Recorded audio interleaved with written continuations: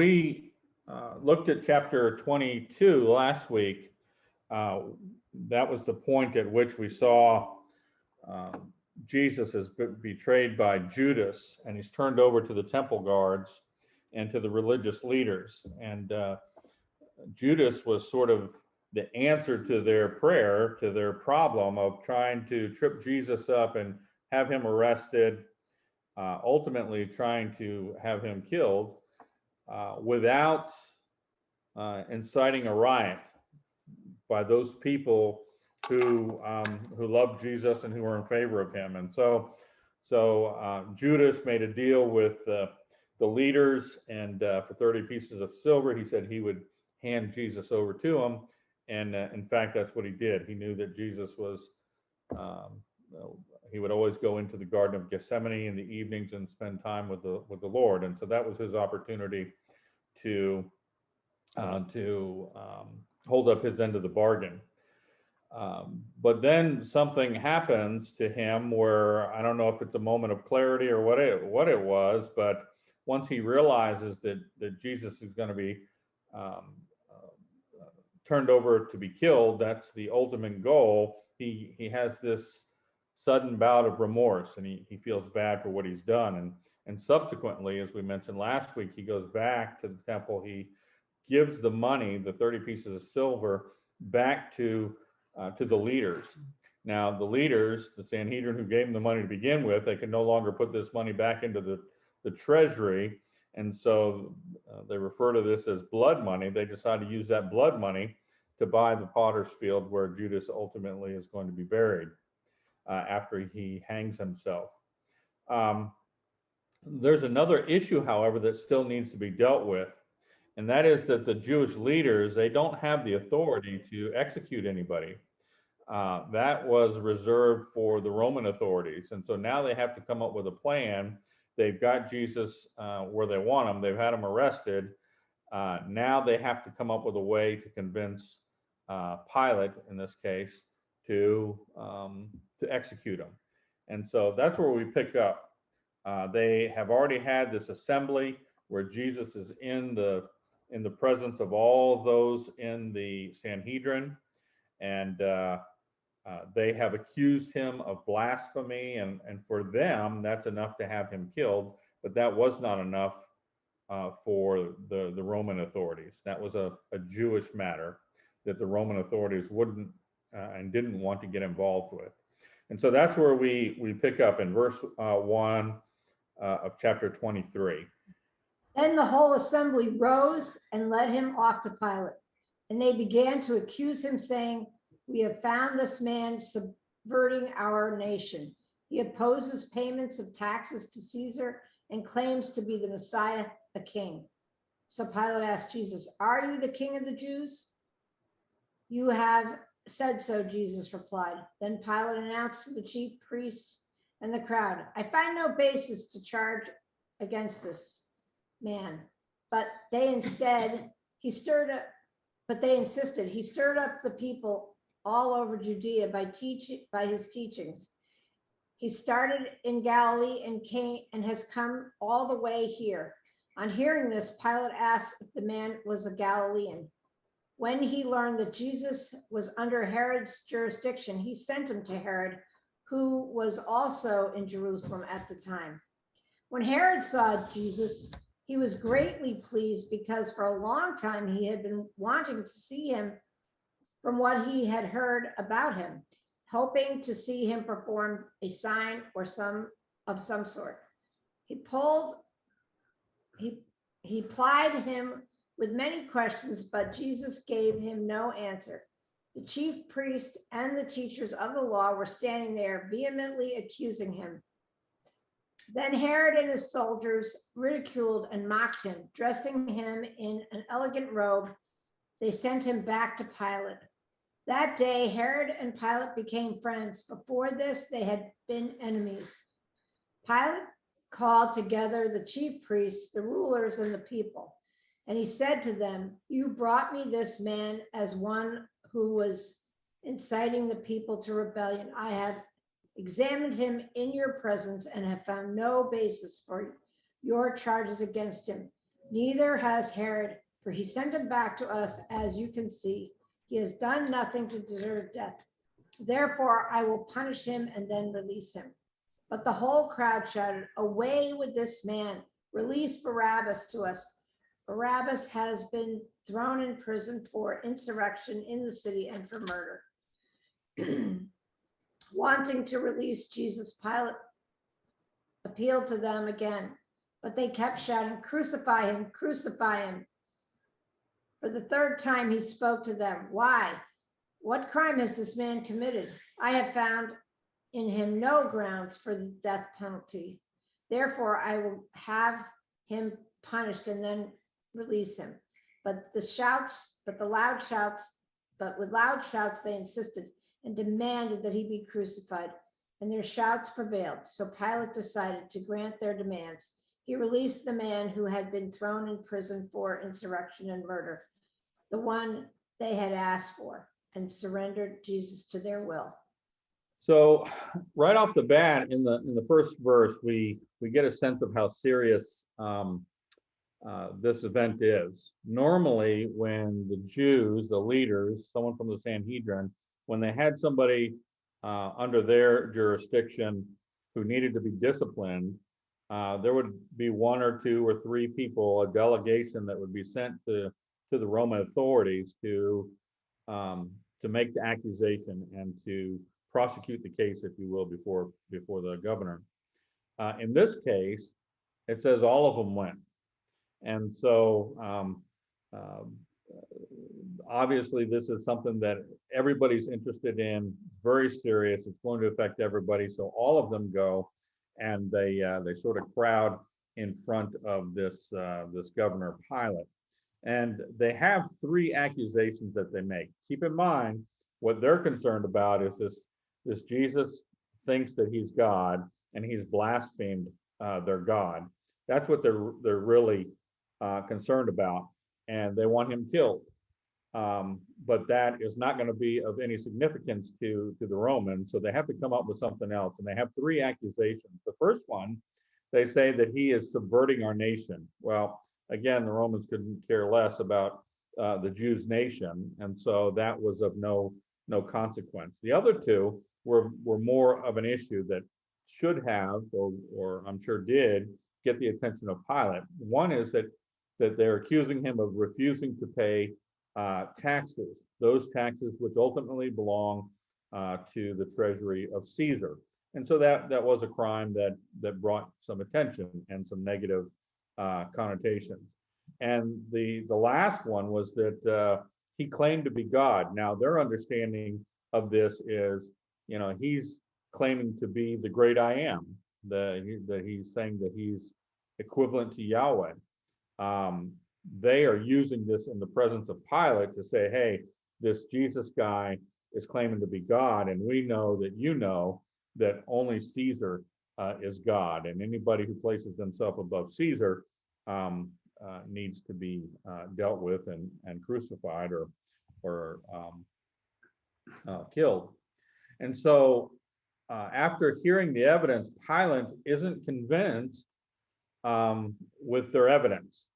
And so the assembly keeps trying to throw out arguments and to say, yes, he's going to cause riots, and he's going to do this, and he's going to do that, trying to grab at straws, anything that is going to get the attention of Pilate to force him to make a decision. Now, when he learns that Jesus is a Galilean, he finds that this is his way out. King Herod Antipas is the governor. He has jurisdiction over over Galilee. And so Pilate says, well, you need to take Jesus over to Herod, let Herod deal with this. And so that's what they do. And Herod is excited to have Jesus come before him because he has heard of the things that Jesus has been doing, and he wants to have a show put on for him. He wants to see something dramatic happen, some sort of sensational thing that Jesus could do that would impress him. But as you know, Jesus doesn't say a word. He's as much as Herod tries to draw something out of him, Jesus doesn't give in. And so Herod finally is done with him. He sends him back to Pilate. And again, Pilate is saying, look, there's nothing that he has done that warrants me signing his execution warrant. And so they are kind of going back and forth, trying to find a way to convince Pilate that this needs to happen. And Pilate's primary concern as the governor of that region, as the Roman governor, his responsibility is to make sure that the people in that area do not revolt and that there's not an uprising. And so that's forefront of his mind. And so the Jewish leaders are leveraging that, and they're saying, hey, Jesus is causing all these problems. He's going to cause us to have this insurrection. And so multiple times Pilate tries to rid himself of this. The first time he tries to have the Jewish leaders deal with him on his own. You can see that in John 18. The second time he sends them to Herod. That didn't work. The third time he decides he needs to come up with a way to release Jesus as a result of the Passover. If you look at verse 17, I think it's 17, in your Bibles, more than likely, there's no verse 17. It goes from 16 to 18. Normally what would be here, and some Bibles do have this, the verse in 17 would be where he makes this, what's the word I'm looking for? This proposal, I guess. Pilate makes this proposal to the Jews that, hey, it's Passover and tradition for Passover. We let a guy go. Why don't we let Jesus go? And that doesn't work because they want Barabbas instead of Jesus to be released. And then finally, Pilate says, "Well, look, best I can do, I can just beat him and then let him go. Maybe he'll stop doing whatever it is he's doing." And that doesn't work either. And so ultimately, Pilate signs the execution order. He's turned over to the Roman soldiers to be prepared for that crucifixion, which includes the flogging, the scourging. And so we pick up at verse 26, go through verse 43. As they led him away, they seized Simon, a Syrian, who was coming in from the country, and laid the cross on him to carry behind Jesus. A large crowd of people followed him, including women who were mourning and lamenting him. But turning to them, Jesus said, "Daughters of Jerusalem, do not weep for me, but weep for yourselves and your children. Look, the days are coming when they will say, the women without children, the wombs that never bore, and the breasts that never nursed are fortunate. Then they will begin to say to the mountains, fall on us, and to the hills, cover us. For if they do these things when the wood is green, what will happen when it is dry?" Two others, criminals, were also led away to be executed with him. When they arrived at the place they called the Skull, they crucified him there, along with the criminals, one on the right and one on the left.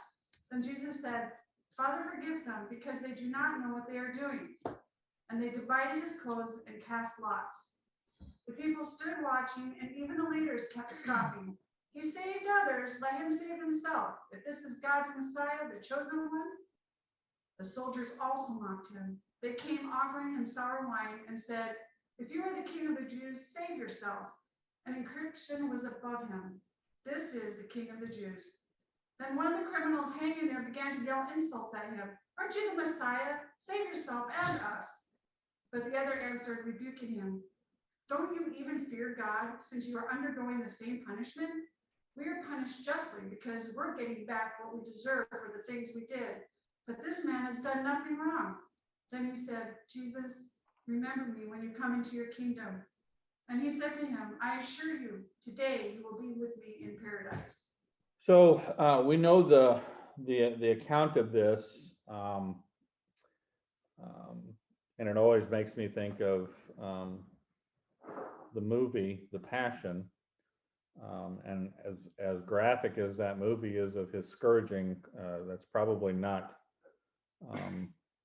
doesn't give it justice to what really took place. And so this is common when when a criminal was identified as someone who's going to be executed.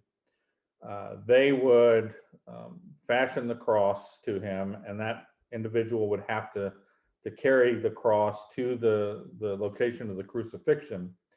And it was common practice for the Romans to take the longest route possible. And the reason for that was that they wanted to make a spectacle of the individual who's going to be crucified. They wanted everybody else to know that if this is what you do, this is what you're going to get.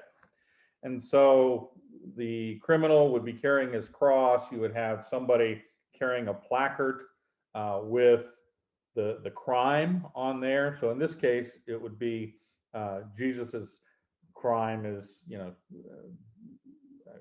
considering himself, his placard said he's the King of the Jews.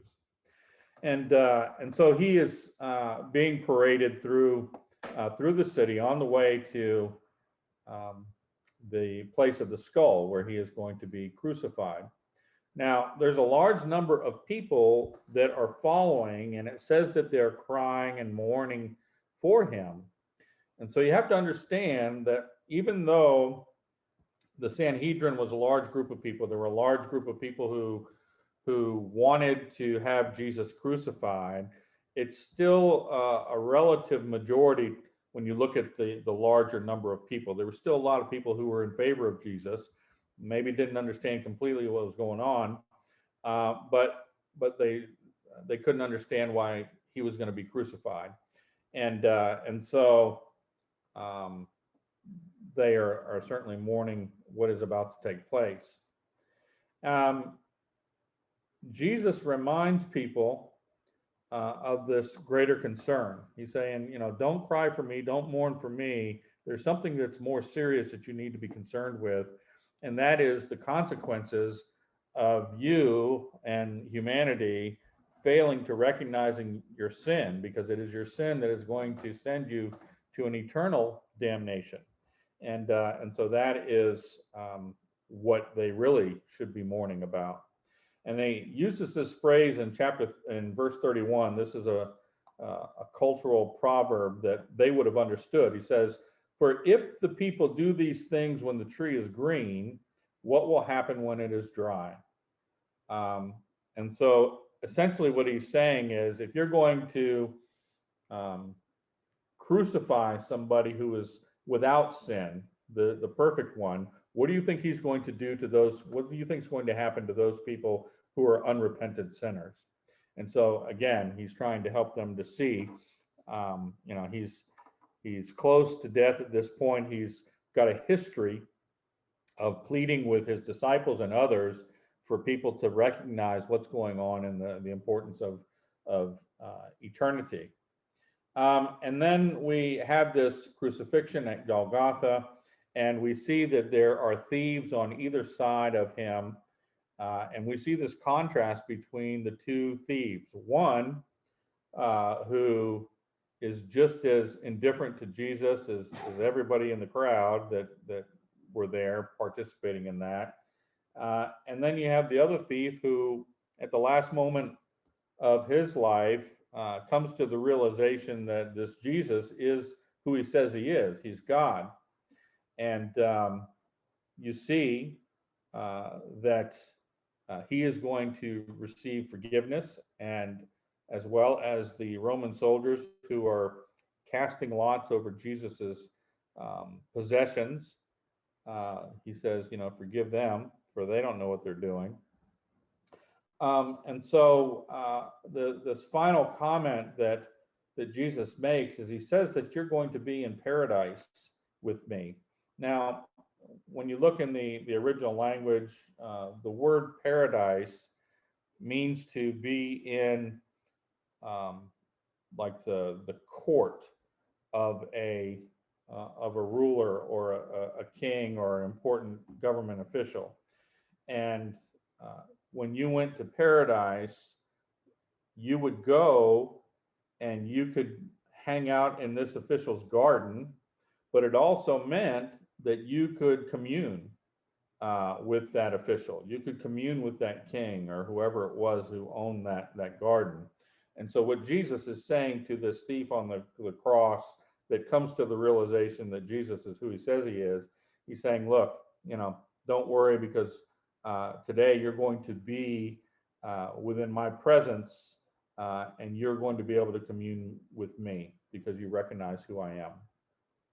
Then we go on to verses 44 through 56. Now it was about the 6th hour, and there was darkness all over the earth until the 9th hour. Then the sun was darkened, and the veil of the temple was torn in two. And when Jesus had cried out with a loud voice and said, Father, unto your hands I commit my spirit. Having said this, so when the centurion saw what was happening, he glorified God, saying, certainly this was a righteous man. And the whole crowd who came together to that sight, seeing what had been done, beat their breasts and returned.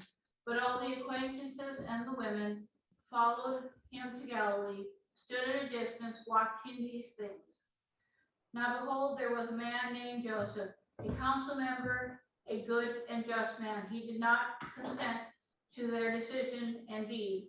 He was from Arimathea, a city of the Jews, who himself was also waiting for the kingdom of God. This man went to Pilate and asked for the body of Jesus. Then he took him down, wrapped him in linen, and laid him in the tomb that was hewn out of the rock, where no man had ever been laid before. That day was the preparation day, and the Sabbath drew near. And the women who had come with him from Galilee followed after, and they observed the tomb and how his body was laid. And they returned and prepared spices and fragrant oils, and they rested on the Sabbath according to the commandment. This has always been something that's difficult for me to get my mind around. A lot of times people will try and attribute the darkness that took place to some sort of eclipse or something that happened. I don't believe that that's what it was. I believe that it was true darkness that came over in the middle of the day. In any event, Jesus is going to die on the cross, and he says in verse 46 in a loud voice, Father, into your hands I commit my spirit. And then he took his last breath. Some elsewhere in the gospel it says that he says that it's finished.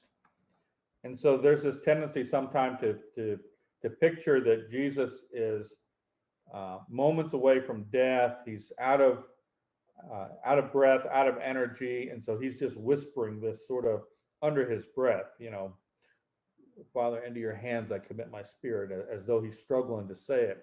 But I don't think that's the case at all. It says that he says it in a loud voice, in a victorious voice, in a manner that, although this horrible thing is happening, he is within the will of his Father, and he is encouraging even those people who would be there to hear him.